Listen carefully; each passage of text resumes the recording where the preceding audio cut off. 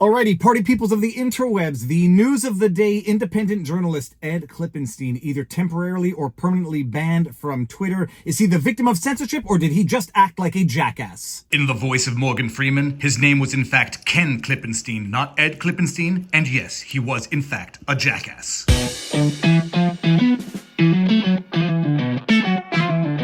Viva Frei, former Montreal litigator turned current Florida rumbler, back in the free state of Florida, back in my home office, and the news of the day that I'm catching up on, I guess it's news from a couple of days ago. Ed Klippenstein has been either permanently suspended from Twitter or temporarily suspended from Twitter. He says it's a permanent ban. Twitter says it's a temporary ban. But the question here is he the victim of political censorship, or did he just act like a jackass and get what he deserved? Now, believe it or not, I actually approached this story thinking that Ed Klippenstein might have very well been the victim of some form of reprisal, or that he should not have been yeeted from Twitter for doing what he did. What he did was actually post a link to the Vance dossier. That is the opposition research that was hacked, stolen, and then leaked to the media by apparently some Iranian-funded organization. Who knows for the time being, but apparently it was the result of a phishing hack backed by the Iranians, and this guy stole opposition research that Trump had prepared on Vance. It was fished around to the media, and the media said, no, we're not going to go with this. And Ed Klippenstein said, I'm going to go with this. And he posted a link from Twitter to this dossier, which apparently contained a lot of very private information. So when I initially heard the story, I was drawing certain analogies to the Hunter Biden laptop story, which I believe was wrongfully censored from Twitter. I am also drawing analogies to the email hack from 2016, the WikiLeaks hack and dump of Hillary Clinton and John Podesta emails. And by the way, if you forgot what was in those emails,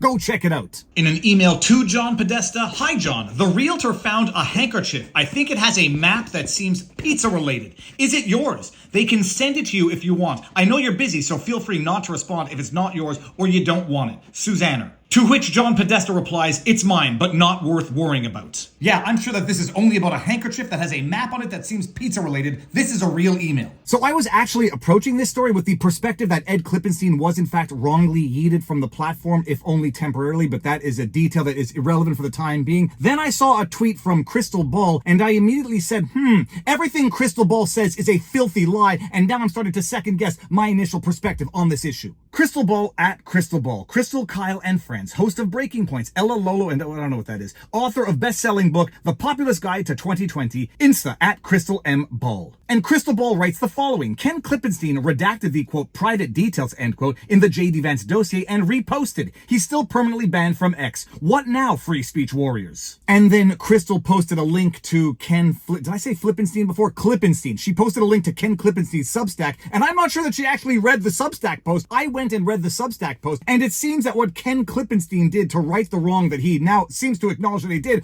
was redact the information and then repost, and he's still banned, which is something of a wrongful act according to Crystal Ball, because apparently you just go try to stuff that poop back into the horse to undo your wrong. Sorry, Crystal. So I read that tweet, and then I'm thinking, all right, maybe I was wrong in my initial perspective on this. And after having read Ken Klippenstein's Substack post on the subject, I am now thoroughly convinced that Ken Klippenstein in fact was very wrong and got what he deserved. From KenKlippenstein.com, here's the biggest tell that this is political. X typically provides users who post something in violation of its policies the opportunity to remove the offending posts in order to have their accounts reinstated. I have received no such offer. As an experiment, last night my editor and I decided to redact all, quote, private, end quote, information from the Vance dossier in my story here at Substack. Despite filing an appeal in which I mentioned this, I remain banned. So it's not about a violation of X's policies. What else would you call this but politically motivated? You raging dumbass. You admit that you posted that Vance dossier with, quote, private information in it. You're acknowledging that now. And you go back and redact it after having done the damage in the first place, and you think you get your account reinstated like that? And what was this alleged private information that Klippenstein is now seemingly admitting that he posted the link to? By the way, this is a very important detail in this. He didn't post it to Twitter directly because I think he acknowledged that would have violated Twitter's policies. So what he did was post a link to it from Twitter saying, I can't post this stuff to Twitter, so here's a link to the dossier where you can go get certain private information on Vance. What was that private information? Apparently it was the majority of Vance's social security number and his physical address, which Klippenstein is saying, no big deal because you can find his physical address elsewhere. I mean, after all, it's not like we're living in the wake of 2 failed assassination attempts on Donald Trump in 3 months, and Ken Klippenstein thinks it's a good idea to go post stolen materials that contain Vance's social security number, or at least the majority of it, and his physical address. That is the context in which Ken Klippenstein thought it was a good idea to post a link to this Iranian-hacked information on Twitter. And my goodness, I'm realizing that I'm even more animated than usual with my hands, so you can go ahead and call me Hakeem Jeffries for the day. The extreme MAGA Republicans are determined to shut the government down and hurt everyday Americans because they are on an ideological crusade. This is not anti-woke week. It's Project 2025 week. In fact, every week is Project 2025 week because that is the extreme MAGA Republican agenda. And let's take a brief pause from the vlog for a word from our sponsors. America, listen up. The world is getting more unpredictable by the day. Political insanity, rumors of civil war, an unstable stock market, and now the looming threat of a new global health emergency. Did you know that there's a bird flu summit coming in October? It's eerily reminiscent of Event 201 that foreshadowed the COVID pandemic. And get this, the first topic on the agenda is mass fatality management planning. It doesn't get more chilling than that. But here's the good news. You don't have to be scared if you are prepared. The Wellness Company created the medical emergency kit, and every American home should have at least one of them. They're packed with life-saving meds like ivermectin, amoxicillin, and even Z-Pak, and it's all backed by experts like Dr. Peter McCullough. Imagine this, no more frantic searches for a doctor, no more emergency room visits. Just a few clicks and the kit is delivered to your front door. It's times like these, having your emergency medical kit, it's not just a luxury, it's a necessity. Protect yourselves and protect your families. Head over to twc.health/Viva. Use promo code Viva for $30 off at checkout. Don't wait until it's too late. Take control now. Go to twc.health/Viva and get one of these kits immediately. Viva for $30 off. Now back to the vlog. And later on in Klippenstein's Substack, Vince's home address and contacts are readily available online, even on government sites, both as part of his Bar Association certification and on state election material available to the public. Still, the frenzy claiming I, quote, doxed, end quote, Vance gave Musk his pretext to ban any links to the dossier. The decision was purely political, tantamount to saying that no one should read the document. Or, Klippenstein, you dumbass, and I'm just spitballing here, maybe you redact the sensitive information before posting it. Even when people posted the Hunter Biden laptop story, they redacted sensitive photos, and I believe they redacted sensitive information. So no, it's not quite as simple as saying, yeah, you can find it on the internet, and by the way, here's where you go to find it. You should have redacted it in the first place, you dumbass. Sorry, it's rude to call people dumbass, so I'm just going to call them the French iteration of it, Dumas. I can bring a lot to dumbass and dumbass. So, am I your man, Mr. Dumbass? The name is Dumas.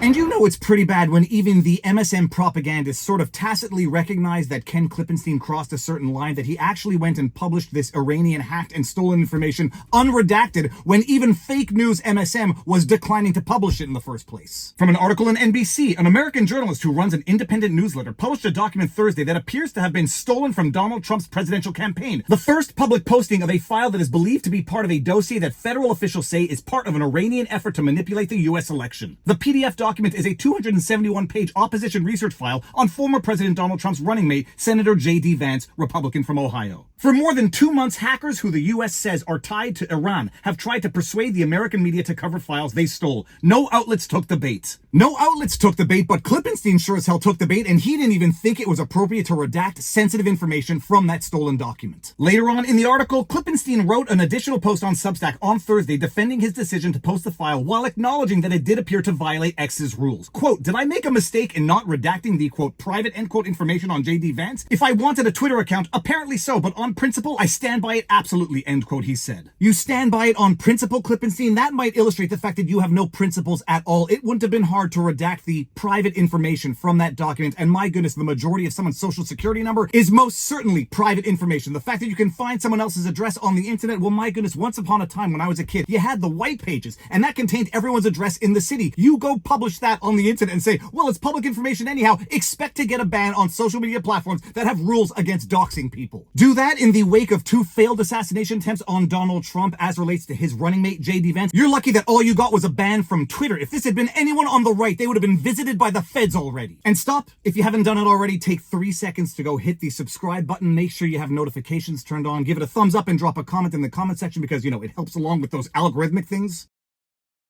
But bottom line, Klippenstein, you did something very wrong, and most importantly, you knew it was wrong from the first place. That's why you posted the link from Twitter to the place where you could publish it, knowing that you couldn't publish it in its entirety on Twitter because it would violate the rules, and that is a big, big no-no. This is not political. This is not an act of retribution. You broke the rules. You know damn well you broke the rules, but you did it on principle. Congratulations. You won your stupid prize for the day. And with that said, it is Sunday, so it's time to get ready for the Sunday night show with Viva and Barnes, Law for the People, Law Extravaganza every Sunday night at 1800 on Free Speech. Rumble and on YouTube. And Klippenstein, I don't do anything on Rumble that I wouldn't do on YouTube. So I'm not breaking any one of YouTube's rules because, by the way, they have a similar rule on YouTube. You can't go on YouTube and announce that you're going to go do something on another platform that is against the rules on YouTube. Those are the rules. If you don't like it, don't play by them, but don't pretend you have principles when in reality you have none. And that, ladies and gentlemen, is the rant for the day. If you like what I do, you know what to do, but most importantly, exercise, eat healthy, sunlight, get outside and talk to people in real life, and now you know your vlog. Peace out, peeps. Booyah! I say, Oopie, I'll trade you this baseball for your souvenir bat. Sure. What did you learn?